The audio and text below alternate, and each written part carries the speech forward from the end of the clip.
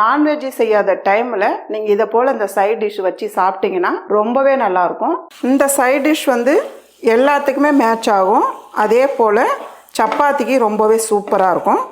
நான் வந்து ஒரு 1/2 கிலோ கருணக்கிழங்கு எடுத்து கட் பண்ணி வச்சுருக்கேன். இது வந்து கருணக்கிழங்குன்னு சொல்லுவாங்க, சேனக்கிழங்குன்னு சொல்லுவாங்க. ஒரு ஊரில் ஒரு மாதிரி சொல்லுவாங்க. இதை வந்து கட் பண்ணிவிட்டு நல்லா 2 தண்ணி 3 தண்ணி கழுவிட்டு தண்ணியில் சேர்த்து வச்சுருக்கேன். இதை ஒரு பேனில் நம்ம சேர்த்துடலாம்.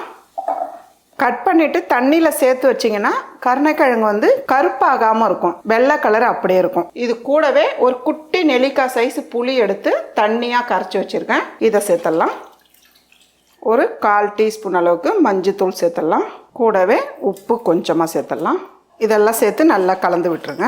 புளி கரைச்சல் எதுக்கு சேர்க்குறோன்னா, ஒரு சில கருணக்கிழங்கு வந்து நமைச்சலாக இருக்கும், சாப்பிடும் போது நாக்கெல்லாம் நம்மன்னு இருக்கும். நீங்கள் இந்த போல் புளி கரைச்சல் சேர்த்திங்கன்னா அது இருக்காது, அதுக்காக தான். இந்த அளவுக்கு மிக்ஸ் பண்ணிவிடுங்க. புளி கரைச்சல் இந்த கப்பால் 1 கப் அளவுக்கு நான் கரைச்சி வச்சுருந்தேன் தண்ணியாக. கூடவே 1/2 கப் அளவுக்கு தண்ணி, 1/2 கப் அளவுக்கு தண்ணி சேர்த்துட்டு ஸ்டவ் ஆன் பண்ணிடலாம். ஒரு 5லேருந்து ஒரு 6 நிமிஷம் மூடி வச்சாலே போதும். நல்லா வந்து வெந்துடும். ரொம்ப மசிய வேகக்கூடாது. கிழங்கு வந்து ரொம்ப குழப்பாயிடும். பாருங்கம்மா, ஒரு 6 நிமிஷம் விட்டுருக்கேன், பார்க்கலாம். நல்லா வெந்திருக்கு பாருங்கள். இந்த அளவுக்கு வெந்தால் போதும். இப்போ ஸ்டவ்வை ஆஃப் பண்ணிவிட்டு இதை வந்து நல்லா வடிகட்டி எடுத்துக்குங்க. ஈரப்பதமே இருக்கக்கூடாது, அந்த அளவுக்கு நல்லா வடிகட்டிடுங்க. ஒரு பிளேட்டில் சேர்த்துடலாம். இந்த மாதிரி ஒரு பிளேட்டில் சேர்த்துட்டு ஈரப்பதம் இல்லாத அளவுக்கு ஃபேன் காற்றுல கொஞ்ச நேரம் ஆற விட்டுருங்க. ஒரு பேனில் பொரிக்கிற அளவுக்கு எண்ணெய் சேர்த்துட்டு நல்லா சூடு பண்ணிடலாம். நல்லா அதிகம் சூடு பண்ணிவிட்டு அதுக்கப்புறம் அடுப்பத்தையே மீடியமான அளவில் வச்சுடுங்க. பாருங்கள், நல்லா ஆறி இருக்குது. ஈரப்பதம் இல்லாமல் இருக்கணும். கொஞ்சம் கொஞ்சமாக அப்படியே சேர்த்துருங்க. சேர்த்துட்டு கொஞ்ச நேரம் கழித்து அப்படியே கலந்து விடுங்க. பொரிக்கிறது வந்து நல்லா கிறிஸ்பியாக பொரித்து எடுத்துக்கோங்கம்மா. பாருங்கம்மா, இந்த அளவுக்கு வர டைமில் எடுத்துடலாம். கோல்டன் கலராக இருக்குது பாருங்கள். அதே போல் எண்ணெய் வந்து பபிள்ஸ் எல்லாம் கொஞ்சம் கொஞ்சமாக அடங்கிடும். இப்போ நம்ம எடுத்துடலாம். இந்த அளவுக்கு வடிகட்டி ஒரு பிளேட்டில் எடுத்து வச்சுட்டு இருக்கிற சேனக்கிழங்கெல்லாம் பொரிச்சு எடுத்துக்கோங்க. இப்போ அதே கடாயை வச்சுக்கோங்கம்மா. நம்ம சேனக்கிழங்கு பொரிச்ச எண்ணெயை சேர்த்துக்கலாம். ஒரு 3 டேபிள் ஸ்பூன் அளவுக்கு. எண்ணெய் வந்து சூடான எண்ணெய் தான். 1 டீஸ்பூன் அளவுக்கு சோம்பு சேர்த்துடலாம். கூடவே கருவேப்பிலை, பூண்டு தோல் எடுக்காமல் ஒரு 8 பல்லு பூண்டு 1 பாதியமாக தட்டி வச்சுருக்கேன். இதை சேர்த்துடலாம். இது கூடவே 2 பெரிய வெங்காயம் பொடியை நறுக்கியிருக்கேன். இதையும் சேர்த்துக்கலாம். வெங்காயம் சேர்த்து நல்லா வதக்கிடுங்க. வெங்காயம் வந்து இந்த அளவுக்கு நல்லா வதங்கி வரணும்.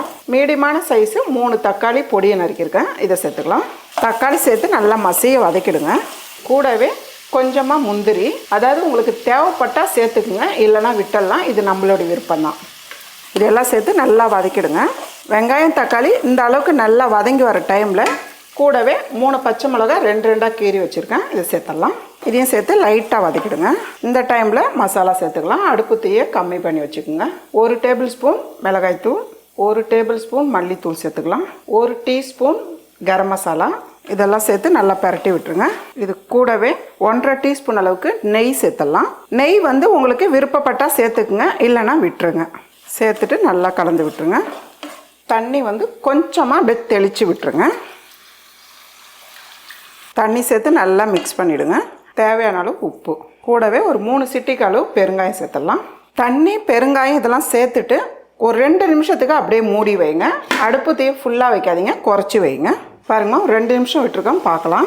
தண்ணி தெளித்து ஒரு 2 நிமிஷம் மூடி வைக்கிறது வந்து வெங்காயம் தக்காளி நல்லா வெந்து வரதுக்காக தான். இது வந்து ரொம்ப தண்ணியாலாம் இருக்கக்கூடாது. இது ஒரு சைட் டிஷ் தான், அதனால் வந்து இந்த பதத்தில் தான் இருக்கணும். இந்த டைமில் நம்ம பொரிச்சு வச்சுருக்க சேனக்கிழங்கு இதை சேர்த்துடலாம்.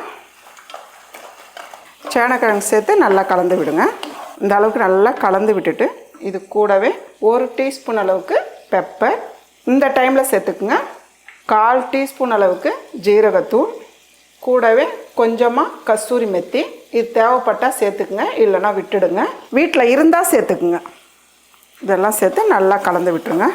இந்த சைட் டிஷ் வந்து எல்லாத்துக்குமே மேட்ச் ஆகும். அதே போல் சப்பாத்திக்கு ரொம்பவே சூப்பராக இருக்கும்.